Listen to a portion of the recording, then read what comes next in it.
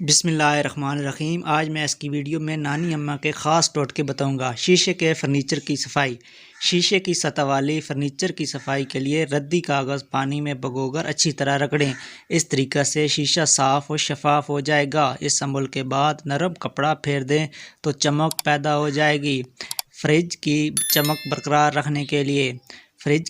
برقرار رکھنے کے لیے المونیا کے چند قطرے پانی میں ملا کر اس محلول سے فریج صاف کر لیا جائے اور بعد میں نرم کپڑے سے صاف کر لیا جائے تو فریج کی چمک برقرار رہے گی۔